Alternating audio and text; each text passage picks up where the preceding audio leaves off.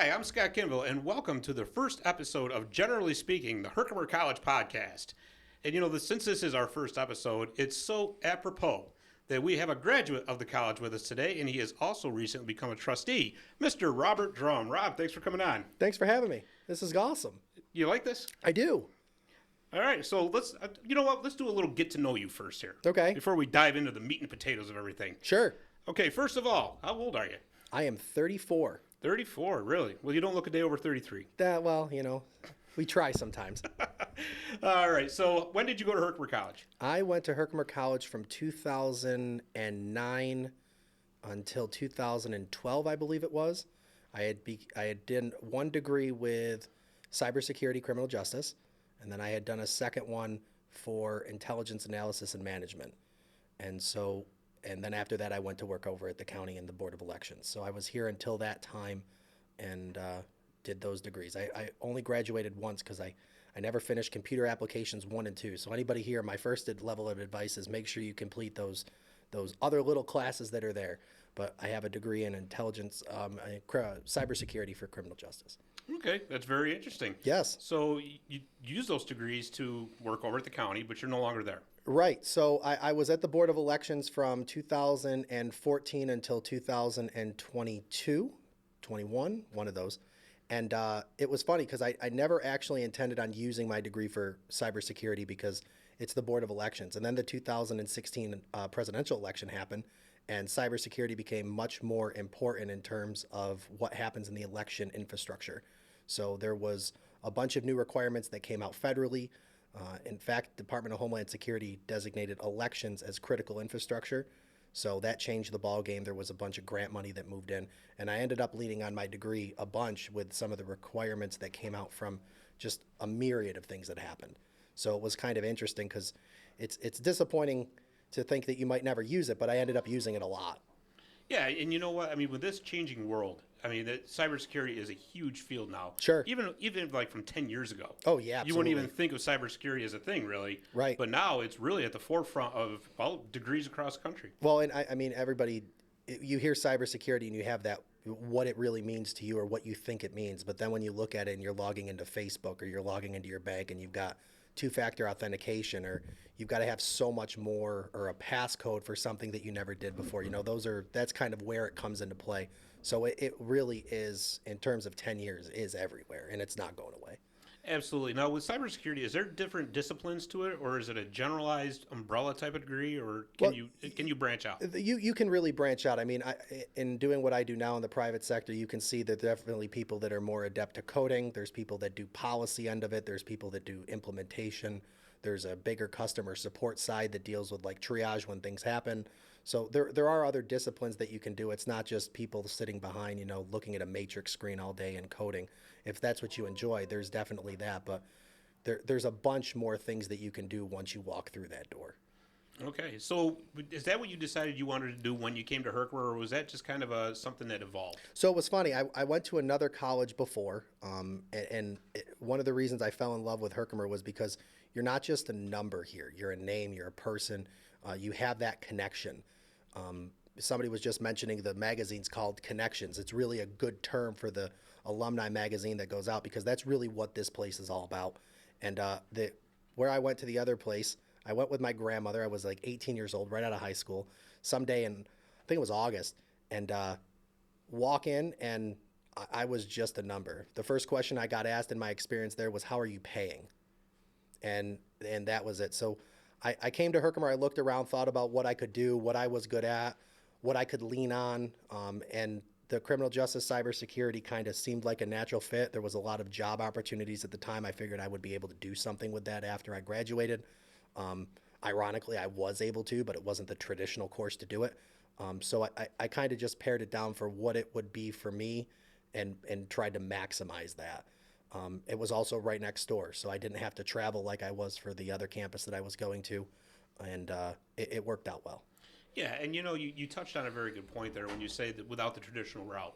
So I think that's a very important thing for students to know coming into school, be it Herkimer or anywhere else. Success in life is not a linear path. Oh, yeah. It goes all over the place, as Absolutely.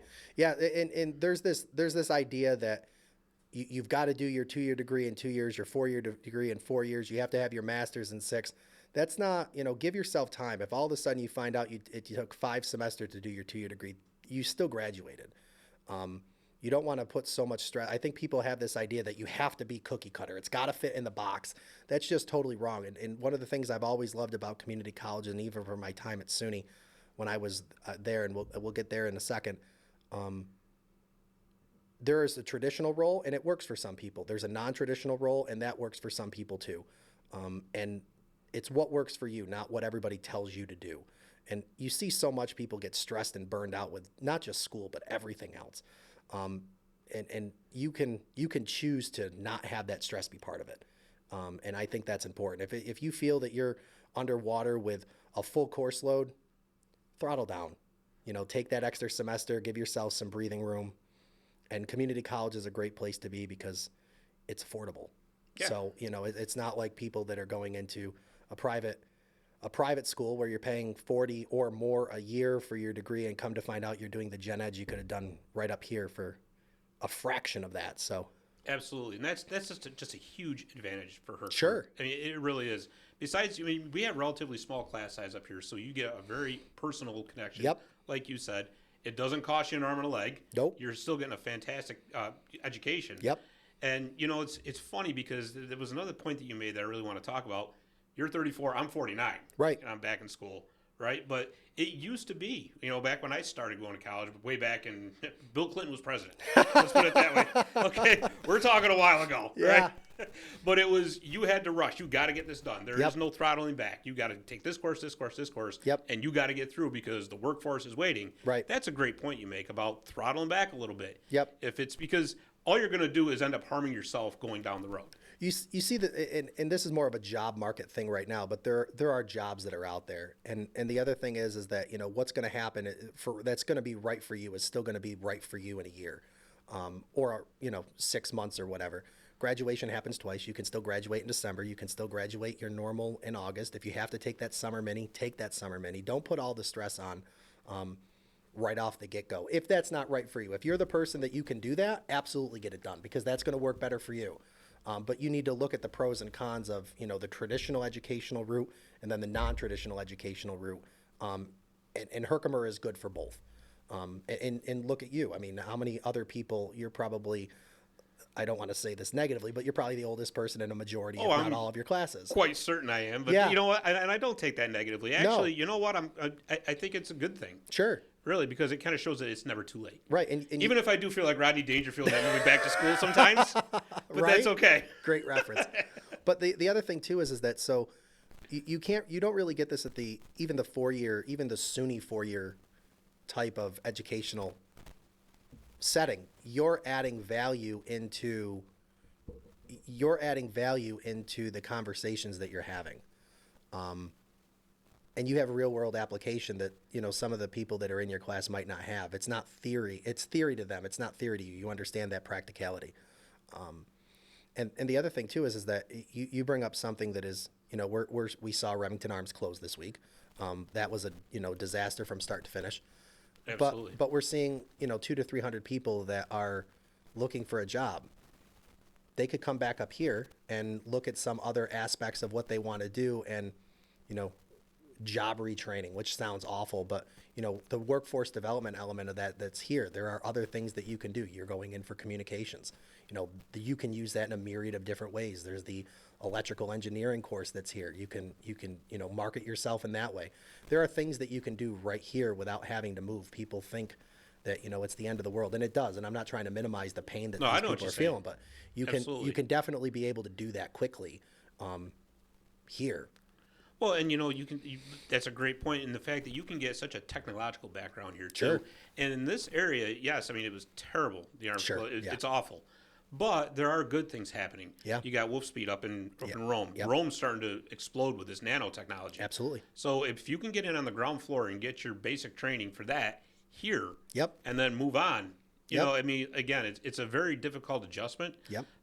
Definitely a transition that I'm sure a lot of people, never envisioned having to make. No. But the resources are right here in Herkimer County at this college. Yep. To move on to the next chapter. Yeah, absolutely. And people are, again, you look at that cookie cutter mentality and they don't think that they can. You can. Yeah, I mean, you've done that. Different circumstances of where it's coming from, but anybody can do it. The door is open for anybody that wants to come up here on the hill. Absolutely. And you parlayed your Herkimer College degree into the SUNY system. Yeah, so I got involved. So my story was I came here and I got involved my first semester in student government, and that was really one of the best decisions that I had made. Really in my adult life too, because there's so much that I learned from my time here at Herkimer and my time at SUNY that I parlayed into just tons of other areas. So I was student government treasurer, I believe it was my first year here. And then my second year, I was the student government president. And I stayed involved with student government for a majority of my time here, even after that. But because I was the president, that's when I was on the board of trustees the first time. And because I was the president of the student government, I also had ties into the SUNY Student Assembly. And so the SA is really kind of the student government for all of the campuses in the SUNY system. And so I went to my first conference and loved the idea. The discussion was just awesome. It wasn't something that I was used to or a traditional conversation in any sense. And I understood Robert's rules from some of the other things I had done before with like church and things like that, which you watch kind of people how they, they weaponize the rules. And it was just fun to sit back and watch. And I stayed there even after my time in there. At Herkimer, I stayed involved as like an advisor to the Student Assembly for a bunch of years. I was the treasurer of the SUNY Student Assembly for one point, so it was a good time. Yeah, absolutely. And so people don't realize too that Herkimer College is a part of the SUNY system, right? And the SUNY system is vast. Yeah, absolutely. I don't even know how many schools there are in it, to be honest with you. I believe there are still, I believe, 64. Don't quote me on that. It used to be what it was, and there's some satellite schools and everything. And you've got your community colleges, you've got your 4 years, your ag techs, and your medical centers, and there is not a program that you would want that SUNY doesn't offer in some way. Yeah, and if you get your start at Herkimer, right, all of that's going to transfer right into 99% of the time. I'm not going to say 100%. Right, but majority of your, I think they used to call it SUNY Passport. I don't know what it's still called now. Something like that, yeah. But if you take a credit in a SUNY school, it will transfer there are probably some exceptions in there for some higher level things. But so if it doesn't, don't blame generally speaking. Yes, exactly. Disclaimer, it's not our fault. Not here for full educational advice. But yeah, and that's the other thing, if people are unsure of what they want to do, if even you go into the private, and if that's right for you or you have the ability to go to, or you get the package to go for that, then do it. But this should always be a consideration because you can get your gen eds out of the way and you can make the right decision for you. Herkimer was just ranked number 1 in affordability for what you can get for a community college degree, which is awesome. And that's huge, and I don't believe that's the first time that's happened. So, we are small in Herkimer County and, here at the college, but we are mighty with what we do. And if you look at what people have been able to do starting here, they don't end here, which is what a community college is, really all about. Absolutely. And you look at what we got. I mean, just in this technology center alone. Absolutely. We got this awesome podcast studio, which if you become a student at Herkimer, you have full access to. We got the radio station right over there. We got a music studio. Downstairs is a state-of-the-art police academy, which a lot of our future law enforcement officers are going to be going through that very and that's awesome. I've been down there with the simulator. It's really cool. Yeah. It's awesome. I've never been down there, but there's an alumni event coming up, or I hope I haven't missed it, but they're going to be doing a walkthrough of some of them, and I'm looking forward to seeing that. Yeah, absolutely. Yeah, absolutely. So let's talk about you becoming a trustee at the school. Sure. So that is not really an easy process. You have to be selected. Correct. For that. So the process took probably a little bit longer just because of some external factors other than the process. But generally, there are 2 pockets of appointments for trustee. You either come from the county legislator or you come from the governor's office. There is one other one, which is the student. Currently, that's Liz. She does a great job. But those are where they come from. So 1 from the student, and then there's, I believe, 5 from the county and 4 from the governor's office. And there was an open seat on the governor's office, which I had put in for like 4 years ago, and the local Democratic committee had recommended me.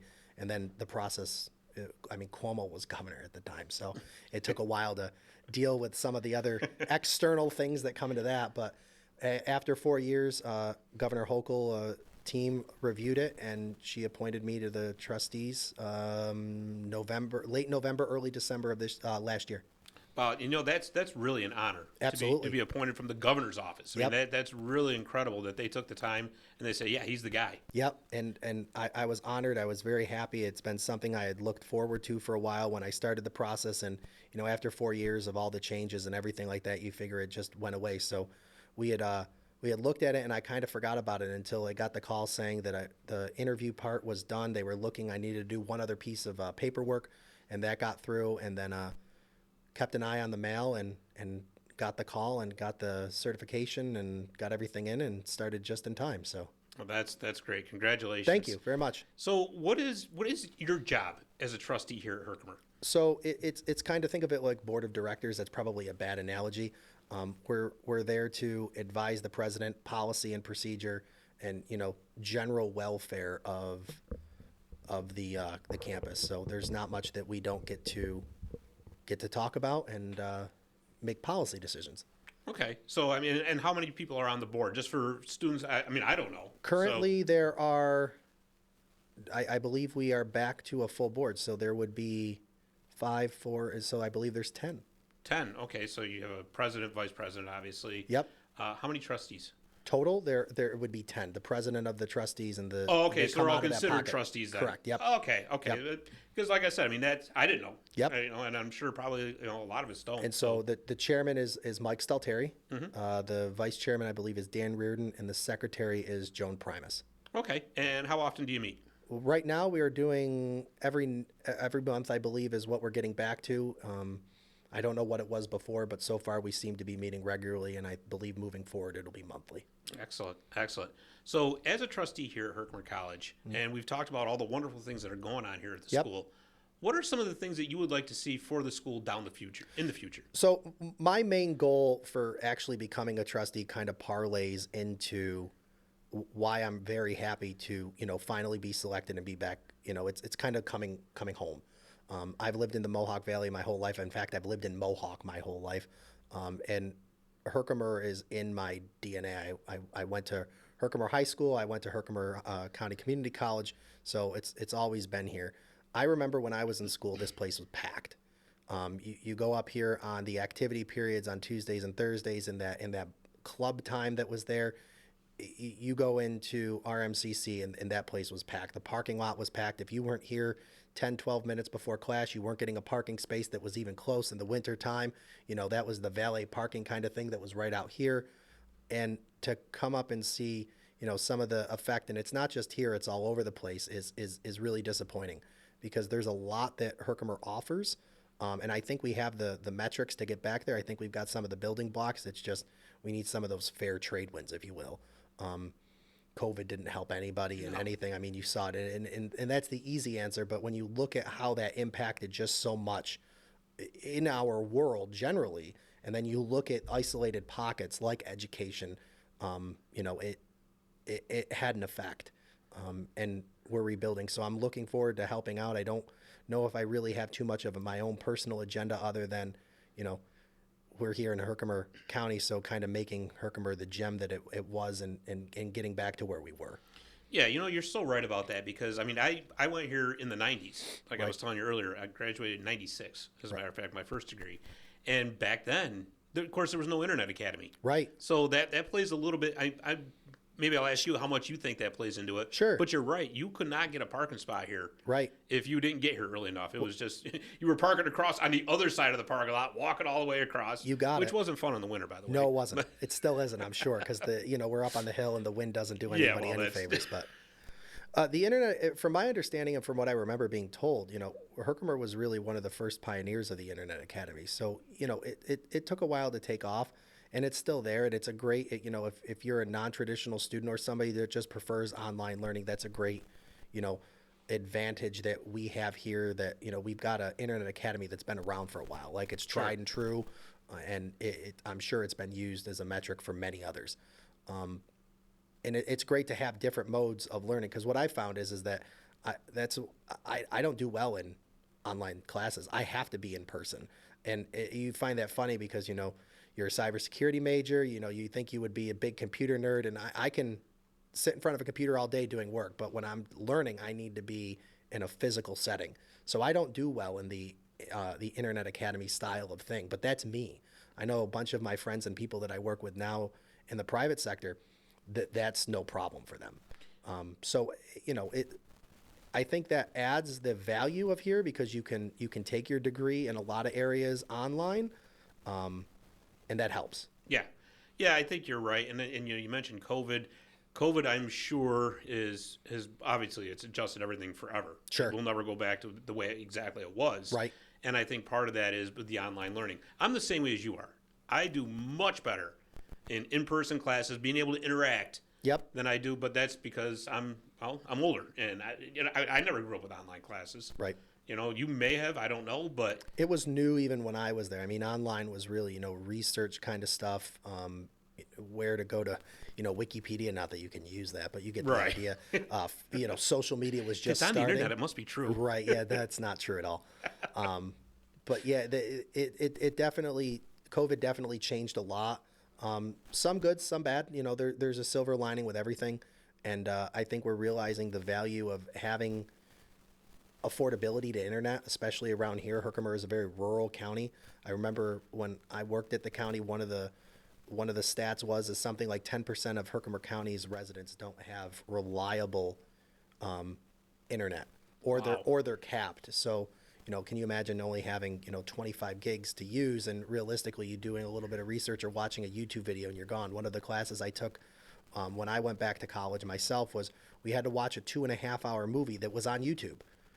If that's half your internet speed for a month Right. or whatever. So it was interesting to see where all of it, how it all fits together. Yeah, and I think now that you've had basically an entire generation Yeah. that learned online for 2 years, Yeah. and so they've become much more acclimated to that, which Yep. is where obviously I think the Internet Academy has even more room to grow. Sure. But we also need to figure out a way to get people to come back to the campus as well. Yeah. And So- and one thing I was impressed with, because you don't think about it, but when we were my first trustees meeting, the amount of analysis that happens that you don't think about here, and I'm sure it's everywhere, but the amount of analysis that was presented to us was remarkable. There's metrics for everything because there has to be, and I appreciate that because data allows you to make a better determination. Sure. And you have to know how to parse that too, which was Mr. Snyder, one of my teachers here when I was at the Herkimer, was always about what does the data tell you, and so that's helpful to be able to isolate what you're looking at. Yeah, for sure. And data is king. We all know that. True. So True. no doubt about that. So, I mean, besides your work with being a trustee here at Herkimer, your work in cybersecurity, you are into a lot more than the average bear. Yeah, that's true. That is fair. So, I am the president at MOVAC on the board there. It was just by happenstance I got pulled in a bunch of years ago before COVID. I'll say that because it definitely changed the landscape there, and I've been on the board of directors ever since. And as of a year ago, this past January, became president when Greg Eisenhunt retired. So that's been interesting over the last handful of years, watching COVID literally from the front line. It was an experience, and there's both negative and positive to that. It's funny to me, New York State currently is discussing, I don't know if it's actually passed yet, about classifying EMS as essential. It's still crazy to me watching everything that happened during COVID to not make that essential. Yeah, that's just unbelievable. Yeah, and It you really as a is. first responder saw it too. We have, you think about when I pick up 911, I expect to be able to have, police ready, fire ready, and EMS ready. Well, 2 of the 3 of those are classified as essential in the state of New York. Hopefully we're going to get over the hump on that to be able to make it all 3, which will change the game a little bit. Right now, EMS is just, my business manager is always, talking about just the negative effects that this has all had. And it's not just here in New York, it's nationwide. The EMS is in crisis, just like medical's in crisis. Something like 50 to 60% of providers since COVID have decided not to renew their cards. We're seeing the same thing with nursing. So it's very scary to think about. And we do our best to make sure that when you pick up the phone and call 911, you're going to have an ambulance that's ready. And it's definitely interesting because you, as a civilian before, you figure, well, they're just there. I pick up 911. Sure. The amount of things that I have learned in the last, handful of years since I joined the board is remarkable, and the level of arrogance that I had that the public would probably not be aware of is huge. It's not just picking up the phone and dialing 911. There's so much that comes in before and after, and yeah, it's there. It's definitely a struggle. Yeah, no doubt about it. And for those who don't know, MOVAC is Mohawk Valley Ambulance Corps. Yes. And, EMS, I mean, we're going to kind of go off on a little tangent. That's all right. That's okay. I Yeah. don't mind going on tangents. It's all good. You mentioned fire, you mentioned police, you mentioned EMS. I would dare say that EMS is the most used of the three services. Yeah, that's It feels that way. yeah, that's definitely probably true. I mean, if you look at response calls, MOVAC last year did something like 5,700, 5,600, somewhere in there. So I would dare say, and our area is pretty vast. We go up to Salisbury, Dalgeville, Frankfurt, Mohawk, Yep. German Flats, not Ilion, and we're all The over village of Herkimer, of course. right, the village of Herkimer, Right here which at the college. Yeah, absolutely. And so we're up here for things that happen. So we're all over. I think we looked at the last thing that we applied for one of the grants, and we have like 400 and something square miles, and a majority of that's rural. Yeah. So, and we're doing, mutual aids too all over the place where whoever calls. So we very much, the board has made a decision where I'm a volunteer president. I don't get paid for what I do there. I used to take care of both my grandparents, so I value volunteerism, something that I learned here at Herkimer. Decisions are made by those that show up, and sometimes those, volunteerism is definitely something that needs to come back. We need to help our community. People have the idea is that I can go anywhere, and I can move down south. It'll be warmer. I can move out west. It'll be better. But the grass is always greenest where you water it. Right. And we have the ability here to take care of our own. And again, I had kind of said that, I was the caregiver for my grandparents for a bunch of years, and I know the power and impact it has at 3:00 in the morning when, something's hit the fan, to pick up the phone and dial 911 and say, I need help, and have somebody there within 5 minutes to be able to do it. And my grandparents were able to recover because of that. Sure. So, Sure. And if there's anybody here at Herkimer College that wants to perhaps get into the EMS field, would they be able to go to MOVAC and say, hey, Yes. I'd like to get involved. How do I do this? yeah, anybody that's interested in the EMS field, they can reach out to MOVAC. We've got a movac.org is our website. They can get a hold of me through that website. Be happy to put them in touch with our people or talk with them. We are definitely always looking for EMTs in this area. First responders are huge and critical. Being one yourself, it's something that people don't think about until they need them. And looking around where something like we're losing in New York 1 ambulance corps a week, I think was the stat for the last year, which is scary to think about because there's only so much strain and stress and bandwidth that exists within the system, and not just this, is anything, the medical system overall. So it's anybody that is thinking about a career in EMS can feel free to reach out to me. I can put you in touch with any of our people down there or talk and see if that's something that you would like to consider, and we can move forward with that. Yeah, excellent. That's great because like you said, the need is there. It's a Yeah. bad need too. I mean, Yeah. it's really starting to almost get desperate. Yeah, I think that's the right term. Yeah. The medical whole system is in need. It's a miracle to me that when you think about what we know now with the impact that COVID had, the fact that it did not break that system still blows my mind. The strain that was put on there and it didn't break, the amount that the doctors and nurses did, all the care staff at the hospitals, and it's not just it's not just ER, right? It's not just the medical show that you watch where it's the doctor sitting there. It's everybody that's there. It's the people that are in the food services, the people that are in the physical plant. It takes a village to make it happen. And the amount of people that are leaving that because of whatever the reason is, that adds strain to the system. Sure it does. So, Absolutely. yeah. Well, Rob, I appreciate you taking the time to, because obviously you don't have much time. No, sleep is a luxury at this point, but I'm happy to do it all. We definitely need more people around volunteering. We definitely need more people to all over the place for just taking care of their community, and we definitely need people to think about how that can start right here at Herkimer. I got a great start with everything that I've done. I can't tell you how many times on still a daily basis that I lean on something that I learned from at my time here, or because of a decision that I made here that propelled what was next. And it's literally a daily thing.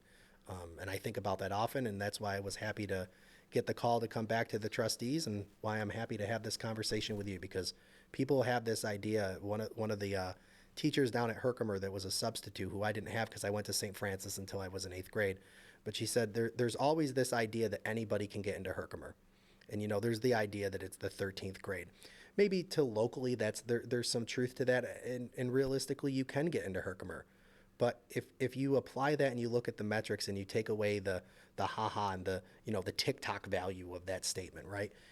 This is a great place to start. It's an affordable Absolutely. place to start. You can build your degree that you need for you to go into next. And again, I'm only 34 and I realize that, but in the 10, 15 years since I graduated from college, I'm glad that I made the decision to leave where I was and come here, because that decision unlocks so much down the road. Absolutely, and I think going along with that, sometimes Herkimer might get taken a little bit for granted. Oh, It's- absolutely. it's been here for since Yeah. the '60s, I think, Right. something like that. So, but anyways, like you said, it's a great place. Definitely a great place to get your start in life or to make a change in life. Right. Yeah. It's So- it's got both, and your proof of that is what would be called the non-traditional student, but there is something for everybody here, and it's great that you're doing this podcast that's kind of talking about what is here, and having talked about a little behind the scenes of what's coming up in future here, you'll hopefully be able to talk about people that have provided that or have been able to lean on that as well, and I hope that kind of opens the door to people to put Herkimer. We're on the map. We've been on the map, but add some luster to where we are. Absolutely, we'd love to have you come back on sometime. Happy to. All right. Well, thank you for your time. We appreciate you coming Thank you for on. having me. And that's all the time we have for this episode of Generally Speaking. Thank you for watching and listening. We appreciate it, and we will see you next time.